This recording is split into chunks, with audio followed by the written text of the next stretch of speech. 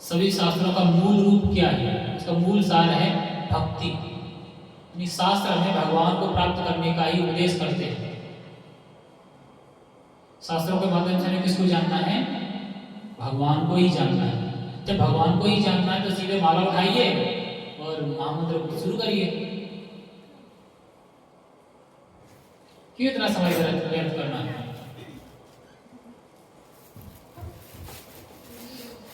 दूसरा है फिर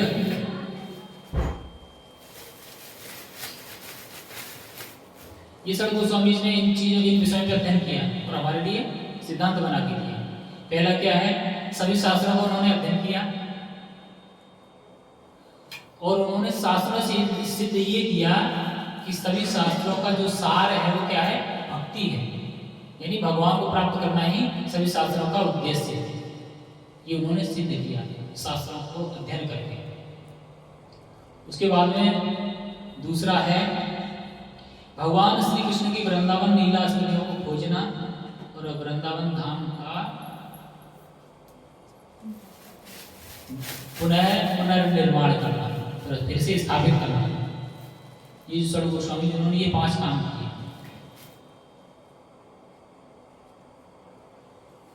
क्यों करना? कि जो दुनिया में संपूर्ण विश्व में जो भक्त हैं, जो भगवान में श्रद्धा रखते हैं, वो आए उन लीला स्थलियों का दर्शन करें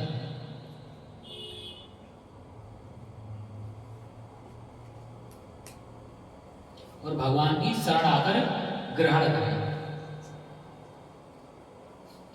आगे नंबर 3, भगवान श्री कृष्ण के सुंदर मंदिर निर्माण करना, अर्चा विग्रहों की स्थापना करके योग्य अर्चना पद्धति के विषय में संपूर्ण देश का मार्गदर्शन करना। जो कलियुग के हिसाब से पूजा पद्धति है उसको स्थापित करना, लोगों को उसके बारे में बताना। सत्य की पूजा पद्धति कलियुग में नहीं चलेगी, इसलिए ग्रंथ तैयार किया गया नारद पंचरात्र। और प्रभुपाद जी ने एक छोटा सा ग्रंथ लिखा है पंचरात्र अर्चन प्रदीप। जिनको पूजा पाठ के नियम जानना है वो वहां से जाकर जान सकते हैं।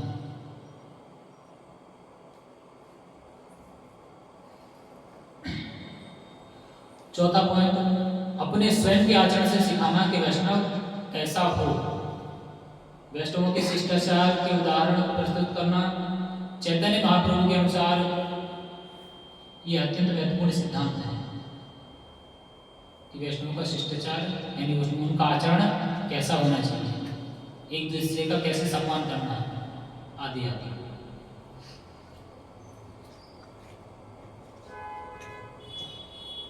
हमें केवल शास्त्रों का अध्ययन नहीं करना है, हमें शिष्टाचार भी सीखना है। ज्ञानी जो है ज्ञान तो धारण कर लेता है लेकिन उसको शिष्टाचार भी आना चाहिए। अगर वो शिष्टाचार नहीं जानता है तो वैसे ही है जैसे बिना लगाम के कोई घोड़ा होता है, किसी भी दिशा में दौड़ लगा देगा।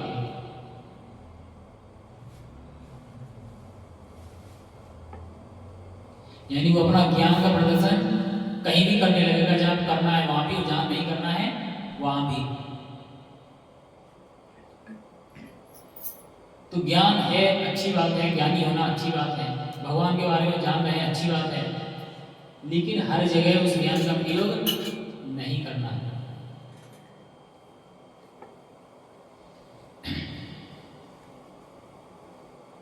जितना वरिष्ठ भक्त कनिष्ठ भक्त भगवान और बद्ध जीवों के साथ योग्य व्यवहार हो, योग्य व्यवहार की जानकारी होनी चाहिए।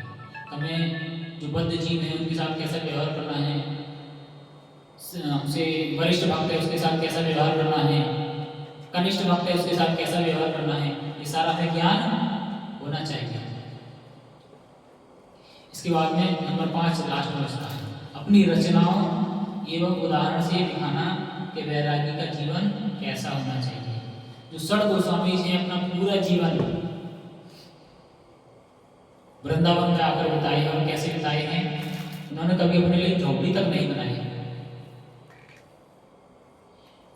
जैसे एक उत्तरीय होता है, उसको फाड़ के 2 पीस कर लिया, 2.5 मीटर का उत्तरीय आता है, आधा लपेट लिया, आधा अंग वस्त्र बना लिया, क्योंकि कोई भी कार्य जो है बिना अंग वस्त्र के नहीं करना चाहिए। भगवान के ग्रंथ लिखना भी भगवान की पूजा करने के समान ही है, इसलिए उन्होंने उसको आधा अंग वस्त्र बनाया।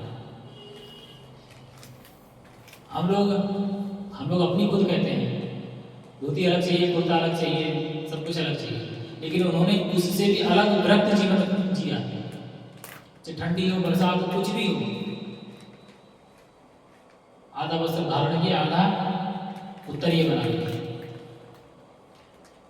और कभी भी झोंपड़ी में नहीं रहे, पेड़ों के नीचे हमेशा निवास करते हैं। पूरा जीवन उन्होंने पेड़ों के नीचे निवास किया। मुख्य सर्व गोस्वामी इसमें जो मुख्य आचार्य हैं, जो मुख्य गोस्वामी हैं, रूप गोस्वामी और सनातन गोस्वामी, वो साधारण नहीं थे, और इसको तो भक्त ज़्यादातर जो होते हैं साधारण नहीं होते हैं, अच्छे से अच्छे दिग्गज होते हैं, आज भी और पहले भी। चैतन्य महाप्रभु अपने समय के प्रकांड विद्वान थे, सभी शास्त्रों का ज्ञान था, बड़े बड़े मायावादियों को परास्त किया। केशव कश्मीरी, उसके नाम का डंका बजता था, 4 चेले चलते थे उसके आगे, झाड़ू बुहारी करते हुए एक छत्र लेके, बहुत बड़ा आडंबर। उसमें एक भक्त और हुए जो जगन्नाथ जी में थे, उनका मुझे शायद नाम नहीं याद है, वो भी मायावाद दर्शन से प्रभावित थे, वो भगवान को भजन करते थे, और उनके हजारों शिष्य थे, तो उनके पास गए थे, तो उन्होंने उनको बहुत सारा ज्ञान दिया। चैतन्य महाप्रभु जवाब देते थे, कुछ ना कहना ना कुछ। तो उन्होंने पूछा था तुम कुछ सीख भी रहे हो क्या ऐसे ही? तब जब उन्होंने बोलना शुरू किया तो उनकी बोलती बंद हो गई, जिनके हजारों शिष्य थे, और उनके उल्टे वो शिष्य हो गए। तो हमारी परंपरा में कोई साधारण लोग नहीं आते हैं, हम लोग तो तुच्छ लोग हैं।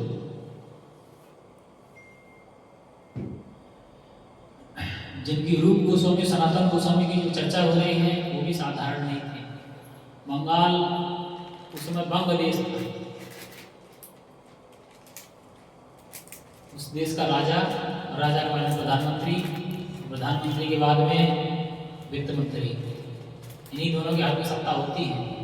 राजा के बाद में राजा तो केवल कुर्सी पे बैठा रहता है, हाँ हाथ हिलाते रहता है, बस चल गया उसका, सारा काम तो प्रधानमंत्री वित्त मंत्री देखता है। आज भी राष्ट्रपति क्या करता है, कोई गया उसके पास विधेयक बन के साइन कर दिया, बस जाओ। विधेयक के नियम बनाना, उसमें क्या क्या प्रोपेगेंडा है, क्या क्या कितनी बहस होगी, सारा बहस कहाँ होती है? संसद में होती है, प्रधानमंत्री की अध्यक्षता में होती है। वित्त मंत्री पूरे देश का बजट बना के तैयार करता है। तो ऐसे थे, वो आके इस परंपरा में आए और भक्ति के सिद्धांतों को प्रस्तुत किया।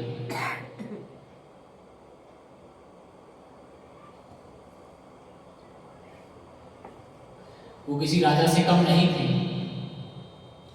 जैसे आजकल एक प्रधानमंत्री को जेड प्लस सिक्योरिटी मिलती है, 3-3, 4-4 लेवल की सिक्योरिटी होती है, उसी लेवल के वो भी थे।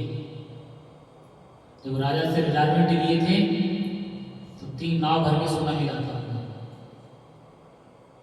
और एक सिक्के की कीमत इतनी थी कि आजकल जो हम लोग जीवन जीते हैं, एक परिवार का आराम से पालन पोषण हो जाएगा बिना कुछ कमाए।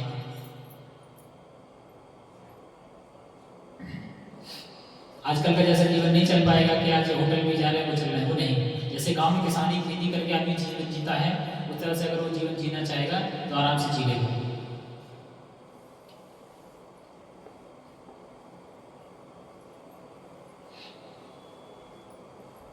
भक्तों का जीवन कैसे होना चाहिए? सादा जीवन, उच्च विचार। यानी हमारा जीवन जो है, खाना पीना पहनना सादा से सादा होना चाहिए, जितना सादा कर पाते हैं। और विचार, भक्ति में विचार होना चाहिए। उच्च विचार मतलब ये नहीं है कि छंदी होकर फिर बैठ के जाकर विचार कर रहे हैं, कोई से विचार नहीं माना जाएगा। हमारा जो विचार है वो भक्ति में होना चाहिए। तत्व के आधार पर हमें विवेचन करना सीखना चाहिए। वही तत्व जो है भगवत गीता है भगवान के बारे में। इसीलिए समझ में नहीं आती लोगों को। भगवान की कथाएं तो सबको समझ में आता है, सुनने में अच्छा लगता है। कथा सुन के अगर किसी को ये ना लगे कि मैंने अब तक क्या किया, मैंने भगवान को भजन क्यों नहीं किया, मुझे भगवान को भजन लगना चाहिए, अगर उसको ये एहसास नहीं होता तो उसका कथा सुनना व्यर्थ है।